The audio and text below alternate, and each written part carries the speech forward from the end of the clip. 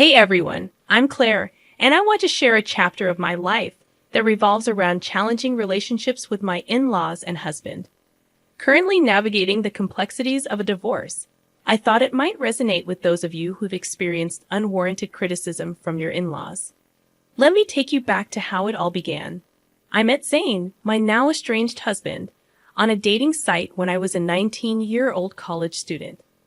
Zane, at 25, had a stable job. Despite the age gap, love blossomed between us. I've never been one to judge based on age or appearance, so Zane's age was never a concern for me. However, Zane struggled with our age difference. He often questioned, "Why are you with me, Claire? I don't understand. I'm so much older than you. You could find someone your own age who's better suited for you." Yes, I could, but I don't want to. I fell in love with you, and age doesn't matter to me. Zane, burdened by insecurities, persisted. "There must be other reasons, Claire. It's not natural for someone like you to love someone like me. I wish you'd tell me the truth." "I am telling you the truth. I don't want to date boys my age. I love you, and that's all that matters to me." Despite my assurances, Zane struggled to believe me, revealing deep-seated self-esteem issues that may have contributed to his single status. Determined to prove the authenticity of my feelings, I embarked on a journey to demonstrate the depth of my love for him. Throughout our entire relationship, I refrained from letting Zane spend money on me. While I wasn't a broke college student, I wasn't rolling in wealth either. Despite my financial constraints, I made sure to buy him gifts and cover my own expenses each time. I held a modest job, so I wasn't destitute. Zane seemed to appreciate these gestures. Regrettably, Zane's low self-esteem persisted, and he continued to doubt the authenticity of my love. Despite my best efforts to be supportive and understanding, his mistrust shattered my heart. It wasn't until the first 2 years had passed that I discovered the root of Zane's self-esteem issues. Meeting his parents, Michael and Molly, shed light on his struggles. Michael, Zane's father, had experienced a stroke of luck, winning the lottery and dramatically improving their lives. They purchased an extravagant house and secured their future with the remaining funds. However, Michael and Molly carried an air of superiority. During our initial encounter, Michael boasted, "Not everyone can make it big like me. I was a hard-working man, and look where it got me. Do you know how uncommon it is to win a huge lottery? The chances are very low, but I did it on the first try." They took pride in their decision-making skills, insinuating that Zane, despite completing college, would never match their financial success. Molly hinted that Zane's previous partners were gold diggers, leaving as soon as their financial situation improved. The couple openly questioned Zane's ability to make sound choices. This attitude infuriated me. Zane's parents indirectly accused every girl he dated of being interested only in his money. Over time, Zane internalized these beliefs, contributing to his insecurities. The insinuation that I, too, was a gold digger became a humiliating part of the narrative. Fed up with the unjust assumptions, I decided to defend both Zane and myself. I declared, "I'm sorry, but I have to disagree with you. Zane has worked hard to establish himself in his career, and with time, he will achieve even greater success." Michael rebutted, "Well, that doesn't change the fact that women only want him for money. The money we have is ours, but Zane does co-own the house. Ultimately, it will be his when we pass. Let me tell you, every time they see our $200,000 house, I swear these girls see dollar signs in their eyes." I can't vouch for Zane's past relationships, but I'm certainly not in this for the money. I love your son, and that's the reason we're together. I have no interest in your house. Don't worry, Claire. Sometimes it's challenging to accept that people can be successful and live in nice houses. You live in a small rented apartment with roommates. After spending time around our house, you might start desiring it too. It's just a matter of time. Michael and Molly's comments were pushing my anger to the brink. I was on the verge of exploding. Zane heard it all but chose not to respond or defend himself, steering the conversation in a different direction. His nonchalant attitude surprised me. On our way home, I decided to address it with him. Zane, your parents are being unkind. They're insulting both of us. Why didn't you speak up? What did you expect me to say, Claire? I can't be certain they're entirely wrong. Women in the past have used me to try and benefit from my parents' wealth. They made grand plans involving the house and how it would be ours once my parents passed away. Even if they were gold diggers, that doesn't mean I am one too. You stayed silent when your family insulted me as well. You know my family is well off now. There's a chance they're right about everything. I'm not saying you had bad intentions, but I can understand why it might seem questionable. You don't have parents, so you rely on my inheritance alone. What you're suggesting is absurd, Zane. I've never pressured you to spend money on me. And just because I don't have an inheritance doesn't give you the right to label me a gold digger. Zane remained unwilling to acknowledge my concerns, insisting that he loved me, and the reasons behind it didn't matter. He shrugged off the need for further discussion. While some might have found solace in such assurances, I couldn't accept the thought of him harboring negative beliefs about me. I attempted numerous conversations, hoping to make him understand my perspective. I even suggested therapy, recognizing its potential benefits for him. However, he adamantly claimed there was nothing wrong, causing me to eventually abandon the effort. As time passed, I distanced myself from his family. We became engaged shortly after my college graduation, and although my job paid decently, I started saving to contribute to our wedding expenses. We split the costs evenly and got married when I was 22. However, the subsequent 3 years turned into a tumultuous period of my life. Zane frequently visited his parents, returning home in a sour mood each time. I knew Michael and Molly were still taunting him and branding me as a gold digger. Despite my pleas for Zane to limit contact with them, he continued to engage with his parents. Their words poisoned his perception of our relationship, convincing him that no one could genuinely love him. Even after years of love and care, Zane remained suspicious of me. The burden of constantly proving myself became increasingly draining. However, the breaking point arrived on Zane's birthday. In line with his preference for small celebrations, we had a quiet cake party at home. I presented him with the expensive watch he had desired. Zane was elated with the gift, but my joy waned when he suggested visiting his parents to showcase it. Despite my reluctance, I accompanied him at his insistence. Upon reaching their house, Zane eagerly displayed the watch to Molly and Michael. "Mom, Dad, look at this beautiful watch Claire gave me. I've been wanting it for a while now. Isn't it gorgeous?" "Oh, did she know, Zane?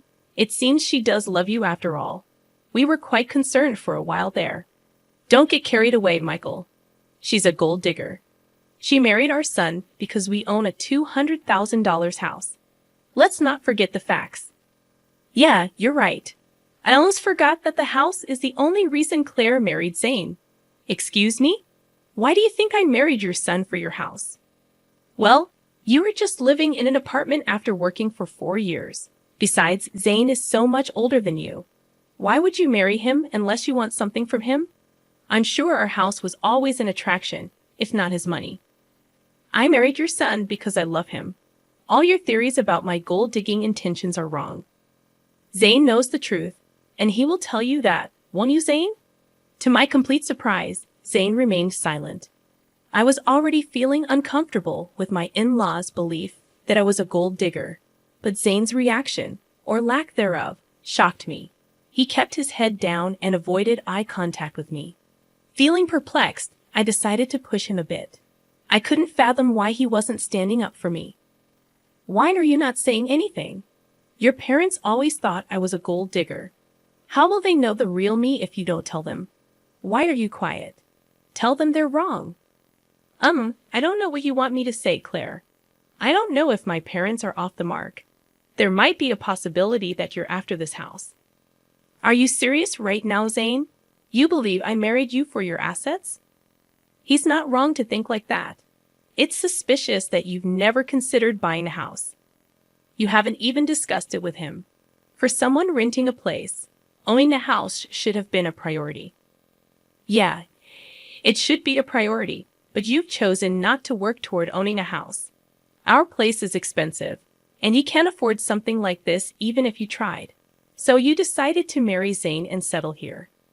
That makes more sense to me. I mean, why would you marry me, Claire? You might have feelings for me, but I think there's more to it than just love. I found myself speechless after this exchange. All the love I had for Zane seemed to have been reduced to nothing. At the end of the day, my in-laws, and even my husband, viewed me as a gold digger.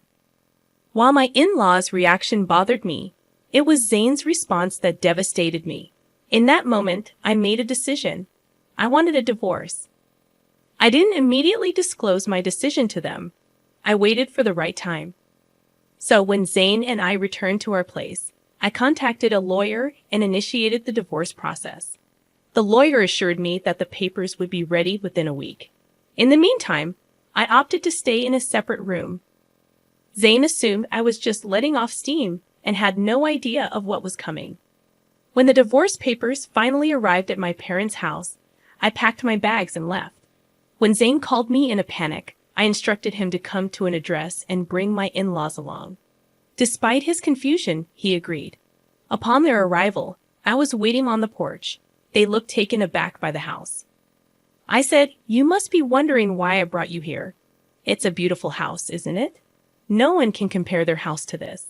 It costs around $2 million in today's market. Pretty expensive, but worth the money. There's also furniture with an added value of millions. What is this place, Claire? I don't know why you have access to such a house. Why don't you guys come in so that we can talk? I can't tell you everything on my porch." "What do you mean by your porch?" I brushed off their astonishment and walked inside. They trailed behind, even more impressed by the opulence within. The owners of the house had spared no expense.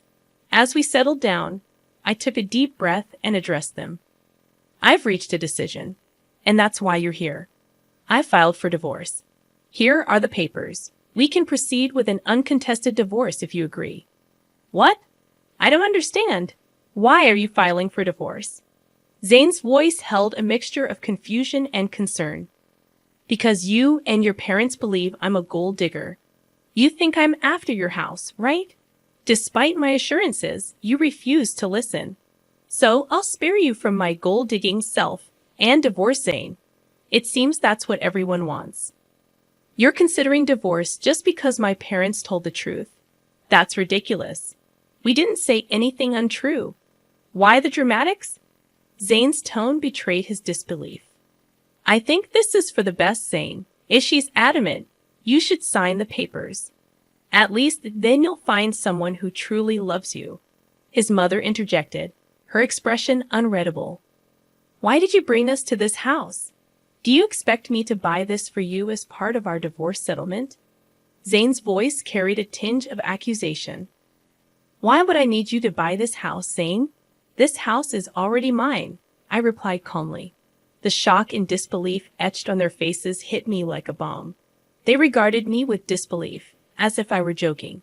Zane and his family seemed utterly unconvinced. "How on earth can you afford a house like this? You're renting, and your job isn't enough to cover this. Stop lying to us," Zane's father demanded, his tone sharp with suspicion. "I'm not lying, Zane. Remember when I mentioned that my parents left me some inheritance? Well, this is the house I was talking about. It's under a trust now, but I'll officially inherit it when I turn 30. I don't work a high-paying job because I have a trust fund waiting for me. That's impossible. Your parents passed away a long time ago. They should have let you have the house earlier." "Well, you see, my parents were aware of the potential leeches I might attract. So they instructed me never to disclose the house or trust fund to anyone. Call it foresight. But they knew someone could exploit me. Hence, they placed everything in a trust to keep it safe until I reached 30. By then, I'd hopefully be settled with someone who genuinely cared about me, not my inheritance." "Oh my God, Claire. You should have told us about your wealth. We had no idea. This is a sizable house you have. We could all live very comfortably here." "Yeah, you should have shared that sooner. We thought you were after our house. We could have avoided all the misunderstandings." I'd always knew Claire was perfect for Zane. I've been saying she's a great woman. Look how wealthy she is. Zane really found a great match. Hearing this, I couldn't help but laugh. Their attitude toward me had shifted so rapidly that it made my head spin. What was even more bizarre was that they soon seemed to forget about the divorce filing. I took out the divorce papers and signed them. As I was saying, here's my signature for an uncontested divorce. You can just sign these to make it easy if you want to fight. We can take this to court. I won't live with you anymore. Claire, listen to me. There's no need to rush this. You've already proven you're not a gold digger. There's no reason to get a divorce anymore. We'll even apologize for any misunderstanding. That should make things better, right? Yes, Michael is right. We're sorry, Claire. We doubted you for no reason. I don't want your insincere apologies, Zane. For 2 years, you allowed your family to berate me and label me a gold digger. I expected you to at least defend me. But no, you sided with them and accused me of being a gold digger as well. I won't stay with someone who doesn't respect his wife. I'm done with you. We can part ways amicably or involve the courts. The choice is yours. Zane, Molly, and Michael tried their best to change my decision, pleading with me to let go of the past. In their minds, what happened was just a simple misunderstanding. Not once did they show remorse for tarnishing my name. Their audacity fueled my anger. When I reached my breaking point, I demanded they leave before I called the police. My anger intimidated them, and they left. Over the next few weeks, Zane and my in-laws continued to harass me daily. They begged, pleaded, and even offered bribes to convince me to stay. Their belief that I could be swayed with money only intensified my fury. It revealed that they still considered me motivated by financial gain. The irony was that, as Zane co-owned the house with his parents, I was entitled to half of his share. This realization fueled their desperation for reconciliation. Despite their attempts, I remained steadfast in my decision to part ways. I relocated all my belongings to my parents' house, asserting my right to stay there even before officially taking ownership. Zane and the in-laws persisted in reaching out, prompting me to change my number entirely. I wanted to avoid their constant attempts to contact me from unfamiliar numbers. Zane attempted to discuss matters at my workplace, but security was informed and asked him to leave. Zane still hadn't signed the divorce papers, holding out hope for a change in my decision. Nearly a year has passed since I initiated the divorce proceedings. With only a year or less remaining before the legal process concludes, I've managed quite well on my own. Living independently, I've found happiness and financial stability. While I've gone on dates, I'm not considering anything serious at the moment. According to a cousin of Zane's, they are apprehensive about paying me my entitled share of the house. Legal fees are piling up, and their savings are insufficient. Zane is even pushing for a sale, harboring resentment toward his parents for the upheaval in his life. At this point, I simply don't care and only want to be free from that toxic family.